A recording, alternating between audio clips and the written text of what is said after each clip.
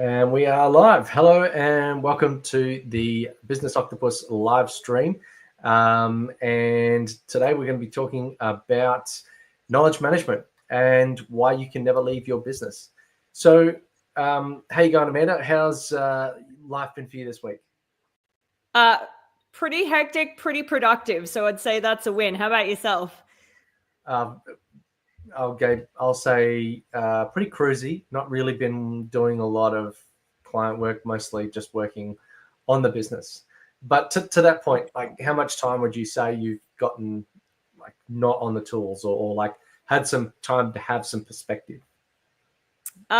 This week has been better than normal. So, and we've had this conversation before. I do spend more time than I should be on the tools.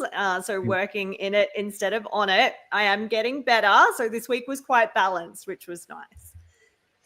But like in the lead up to now having balanced, like I would say it's taken a while. And we've had conversations like this in the past around, getting knowledge management sorted. So what I guess to the proof is in the pudding, like what's it done for you? And like how long ago did you get started? And then how do you feel that's tracking for you now?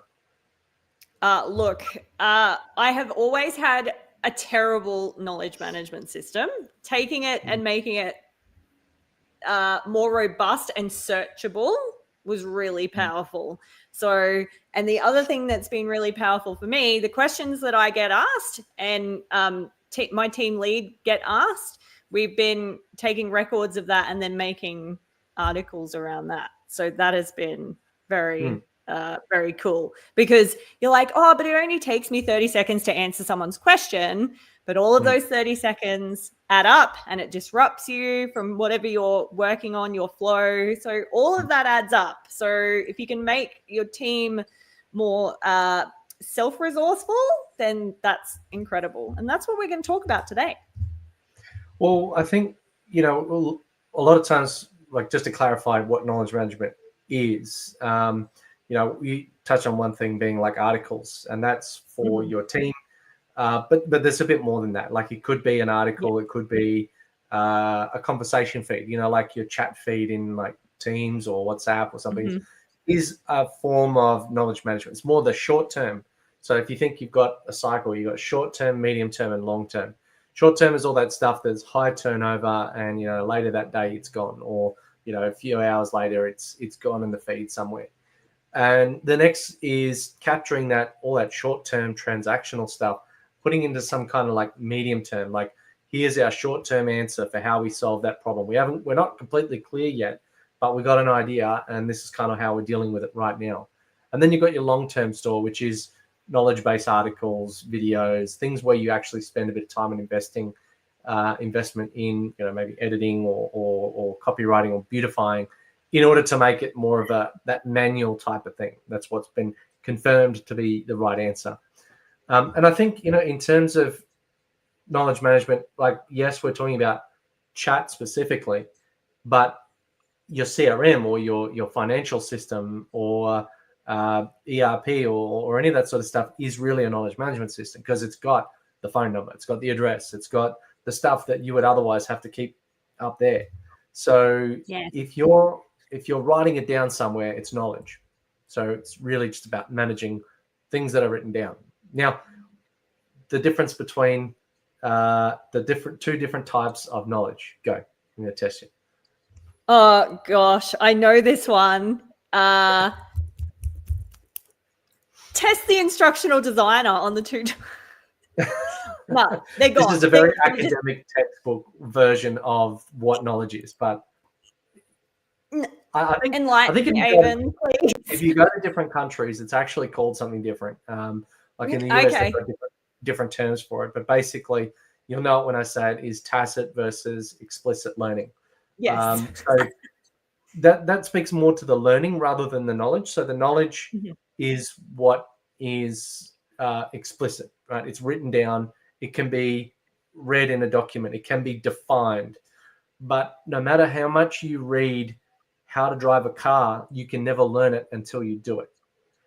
So that's tacit. So tacit is where, or tacit learning is like, you need to know the the fine muscle movements of how to turn the key in the lock. Otherwise, you're going to snap the key off.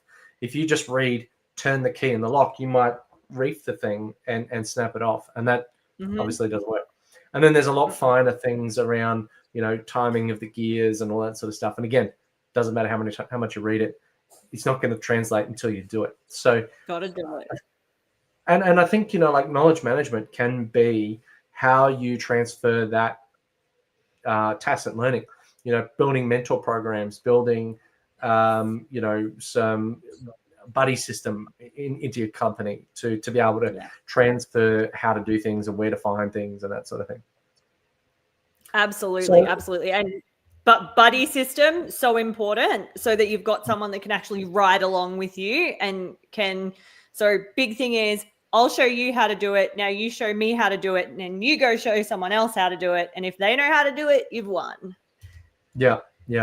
So I guess if everyone's poor at knowledge management, why, or what's some bad examples? Look, so I was saying to you earlier, it doesn't matter who the client is, what service I'm providing them with, they all need knowledge management because they're terrible at it, and they'll admit it to me. And the two main things, the reason, the excuse they haven't done it, they're too busy. Then the first thing I'll notice, I'll go, if that person got hit by a bus this afternoon, what are you going to do? And they're like, well, we'd have to close the doors. How can you afford to not make time? So it's scary. So think about that, team, like your business, your departments within your business, where people walking around with all that knowledge in their brains. And even to your point before, could be a salesperson with all your key contacts, or it could be the how we get things done around here. But you need to capture that somewhere. It can't be wandering around in people's heads. Danger. Well, the other thing too, like not only is it detrimental to the operation of your business, but at some point your role in your own business might need to come to an end. You might need to sell for health reasons or financial reasons, or it's just time. And so you can't actually hand it off, or your business lacks value if you don't have processes and systems and where you go for this supply and how you fix that problem. And that's what really, when come sale time, you find all these things like mechanic shops or, some like trade-based business, nothing's written down. And so they wonder why they can only sell it for pennies for all the time they put into it. People put years into running a business and getting it up off the ground, only to make it worth just, I don't know, the cost of cheaper than building your own logo and starting from scratch, cheaper than the marketing cost to go and acquire that many customers. And people get disappointed. They think, I'm going to retire, sit pretty, and ride off into the sunset in my Mercedes Benz or whatever. And just doesn't happen because business is worth nothing at the end of the day. That's it. Because you haven't created a business where like me, who maybe knows nothing about running a mechanic workshop, for example, I should be able to come in, familiarize myself with the systems and processes, and be able to get through it. I should be able to do it. So, well, not only that, like I always thought, like when you flat out, even if you're just getting started off the ground from nothing, and you need to hire someone, you're already operating at 100% by the time you need someone.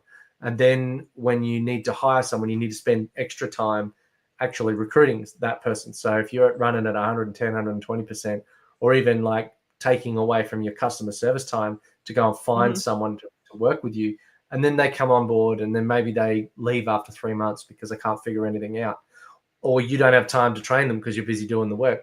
And so they're not actually effective. They become more of a liability. And so both of you get frustrated, and it's not anyone's fault but your own. So if you write the process down, like I even simple, like we talked about short-term, medium-term, long-term. Yeah. Your first version does not need to be pretty. Like record to screen, scribble it down on a bit of paper, diagram it out on a whiteboard, take a photo of that.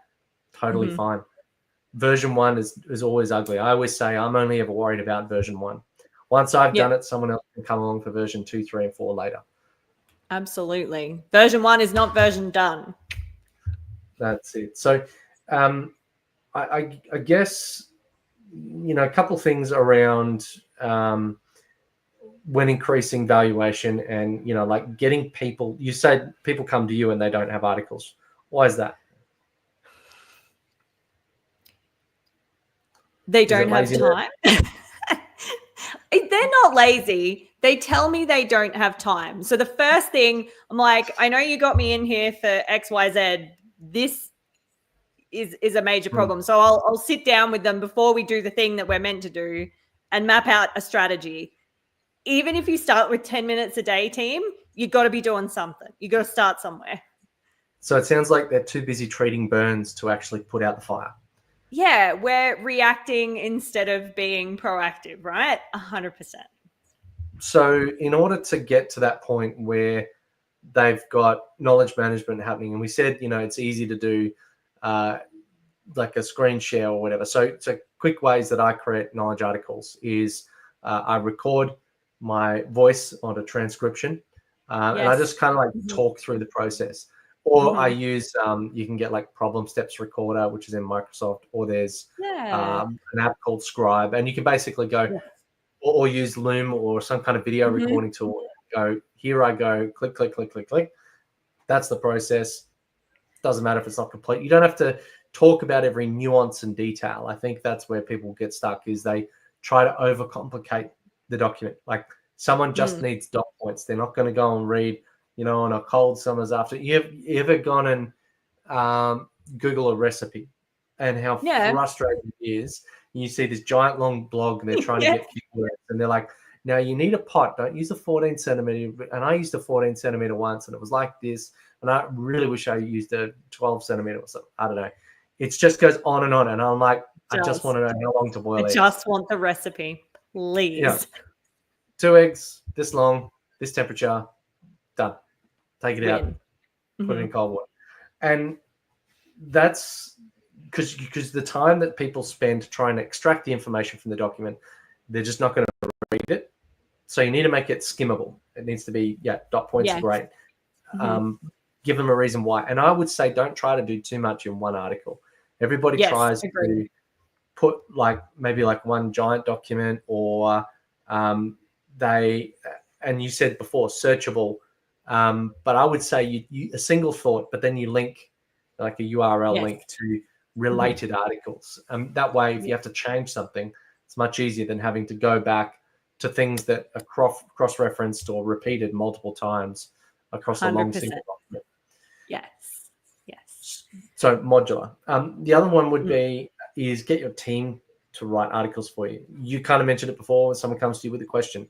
And sometimes people go and write articles because they feel like they need to have articles.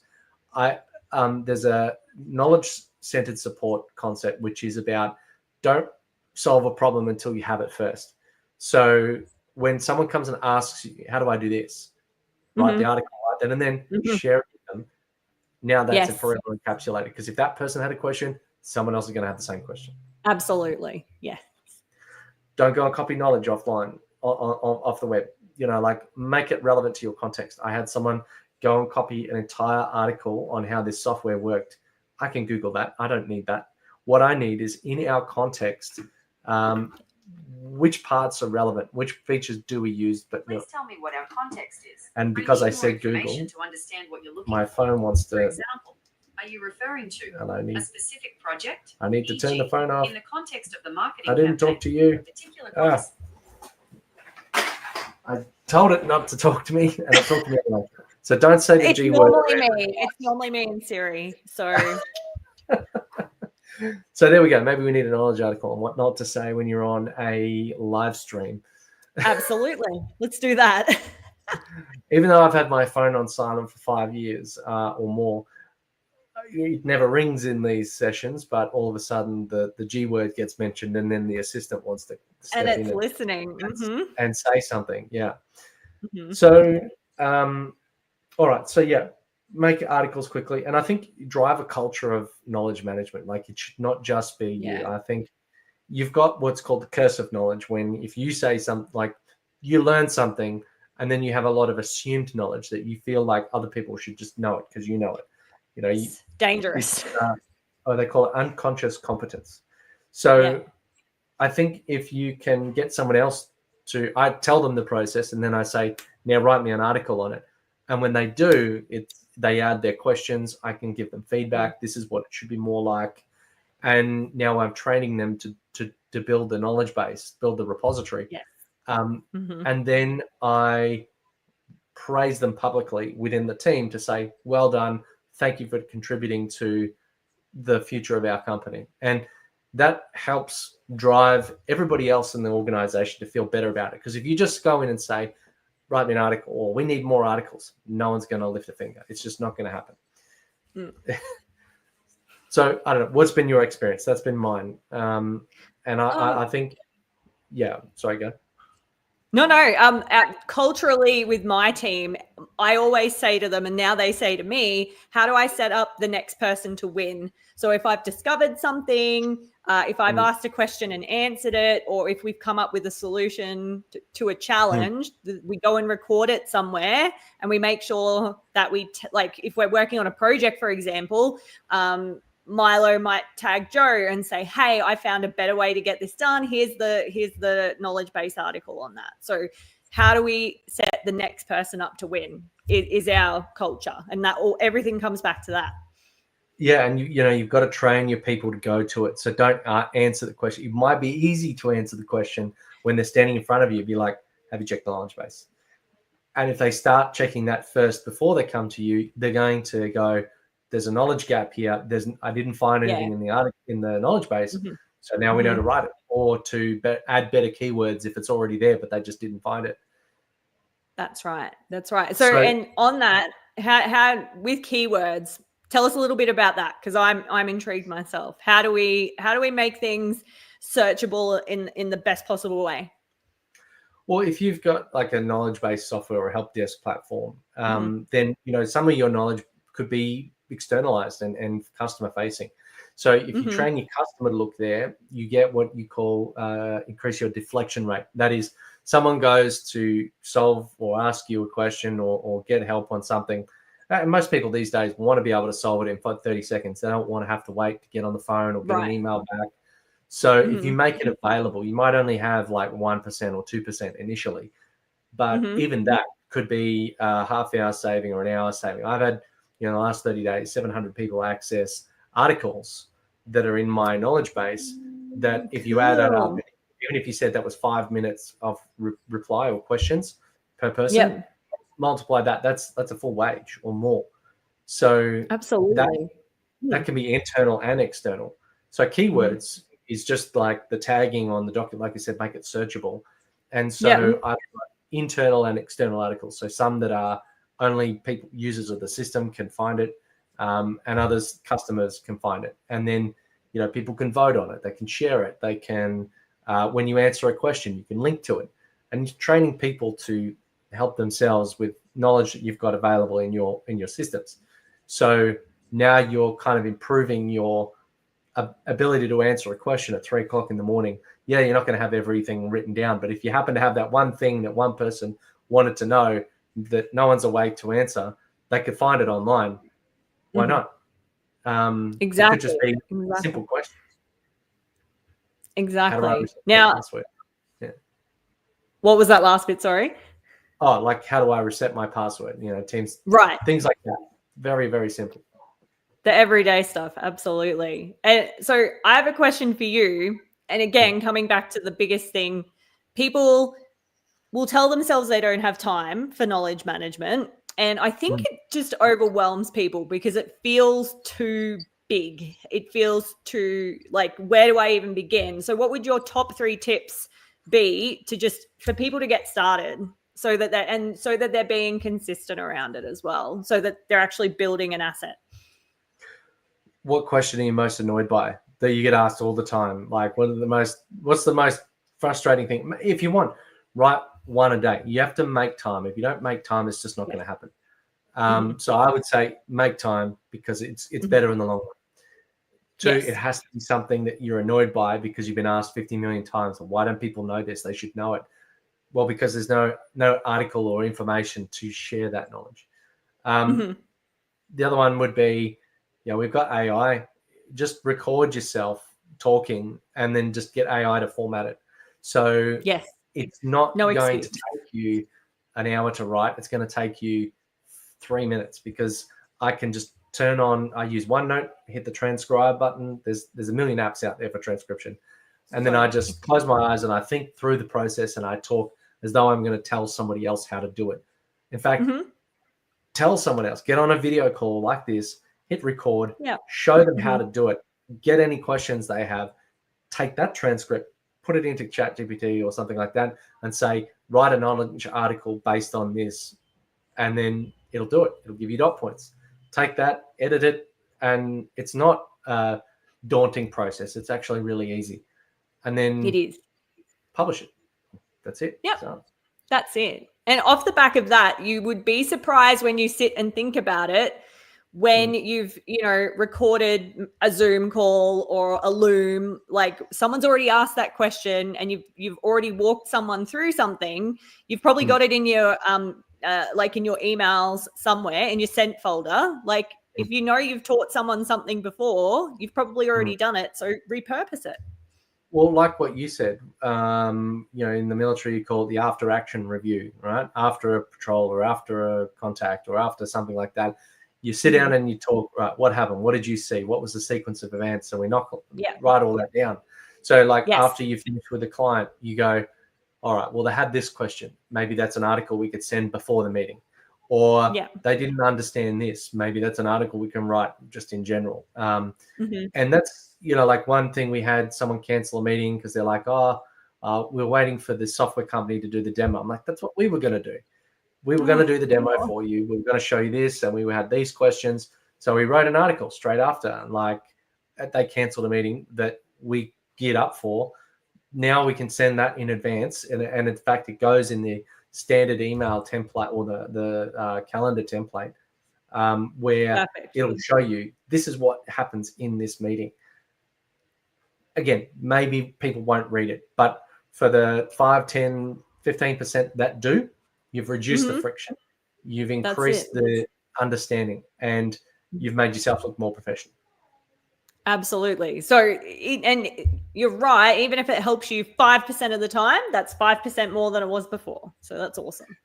Exactly. Yeah. And that could be over the course of a year, that could be anywhere from an hour saved to 100 hours saved to 1,000 hours saved, just depending on your scale. So, yeah. Exactly. Well, I think, we're kind of creating knowledge management live as we do these sessions, because we're sharing information. Exactly. Yeah. And, if you want, you can watch the playback on 2 times speed. You can get the transcript. I'm sure there'll be a comment or a post or something about it in the Relevate community. So if you are watching, you have questions, you want to ask more, please subscribe, give us write a comment, add your questions. We'll do our best to answer.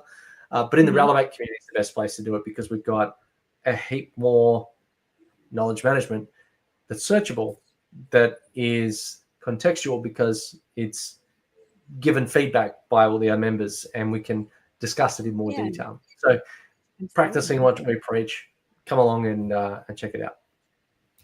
Absolutely. And all the information you need is right there on screen.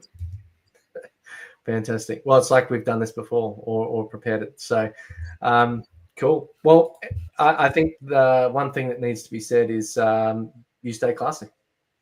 Absolutely.